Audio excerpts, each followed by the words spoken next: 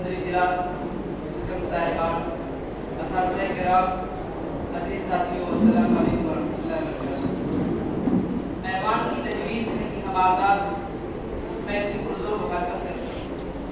ہمارے ملک کا ایک بڑا طبقہ جس میں مسلم بھی، سکھ عیسائی بھی اور دیگر اقلیتیں بالکل آزاد ہیں۔ جناب صدر، ہمارے اس ملک میں صرف جاگیردار، سرمایہ دار، مفاد پرست سیاستدان و حکمران ہی آزاد ہیں، جنہوں نے اس ملک کے سرمایہ کو اپنی جاگیر اور عوام کو اپنا غلام سمجھا۔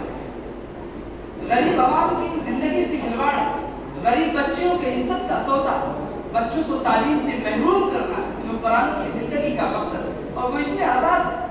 اس ملک میں اصل آزادی سرمایہ داروں اور حکمرانوں کو بھی حاصل ہے۔ وہ عوام کو لوٹتے ہیں، بینک کو لوٹتے ہیں، ملک سے راہ فرار اختیار کرتے ہیں، ملک میں رہتے ہیں تو اپنے قرضے معاف کراتے ہیں، اپنی مرضی کے فیصلے کراتے ہیں، ہائی کورٹ، سپریم کورٹ کے فیصلے کی دھجیاں اڑاتے ہیں۔ ان سے بھی بالکل آزاد ہے۔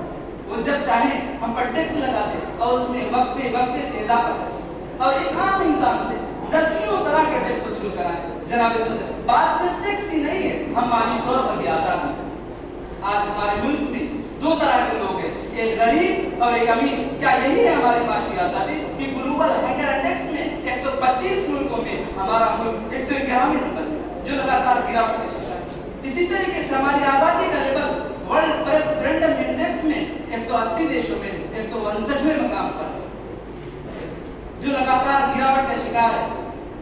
ہمارے ملک کا یہ مقام ہماری صحافتی آزادی پر ایک بڑا سوالیہ نشان کھڑا کرتا ہے، اور آئے دن صحافیوں پر ظلم اس کا بیان ثبوت۔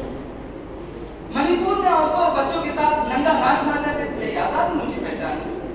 ہاتھرس، نربھیا، حیدرآباد، جھارکھنڈ اور حالیہ کولکاتہ کا آرجیکر میڈیکل کالج جیسے عصمت کے واقعات بھلا کون نہیں جانتا؟ پھر ہم یہ کیسے کہہ سکتے ہیں ہم آزاد؟ بلقیس بانو کی عزت کو لوٹنے والے، بلقیس کے خاندان کے 7 افراد کو قتل کرنے والے 11 مجرموں کو گجرات حکومت کے ذریعے اچانک معافی دے دینا، یہ کہاں کی آزادی ہے؟ ڈھابے، ٹھیلے، دکانداروں کو اپنی دکانوں پر نام کی تختی لگانا اور اپنی پہچان بتانے کے لیے مجبور کرنا، یہ کسی آزاد ملک کی پہچان نہیں۔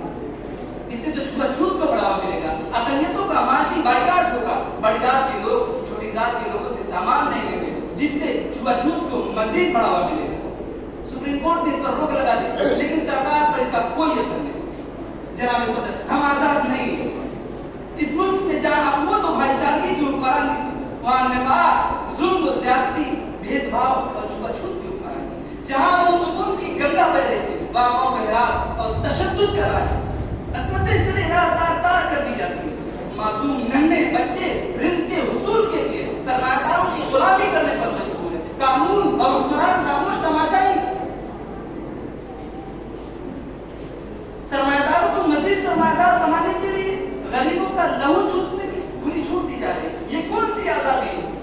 جناب صدر، حقیقت تو یہ ہے کہ ہمارا ذہن، جذبات، قلم کچھ بھی آزاد ہے۔ بولنے پہ پابندی، سوچنے پہ تاثیر ہے، پاؤں میں غلامی کی آج بھی یہ زنجیر ہے۔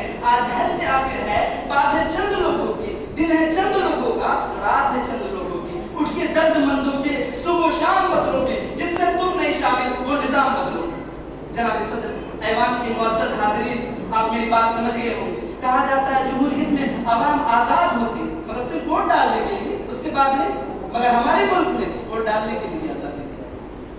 آخر میں صرف اتنا ہی کہوں گا، ایک طرف ہمارے ملک کے قانون کی 14 سے 30 تک کے دفعات ہے، دوسری طرف وہ حقائق ہے جن کا میں نے اس مختصر وقت میں تذکرہ کیا۔ وقت کی قلت کے پیش نظر میں ان دفعات کی وضاحت نہیں کر سکتا۔ اب آپ خود جائزہ لے لیں کہ ہم کتنے آزاد ہیں۔ اے اہل وطن، سوچو تو ذرا، یہ کیسا عالم تاری، کب رات ڈھلی، کب صبح ہوئی، یہ خواب ہے یا بیداری؟ اس گلشن کی بربادی میں کچھ برق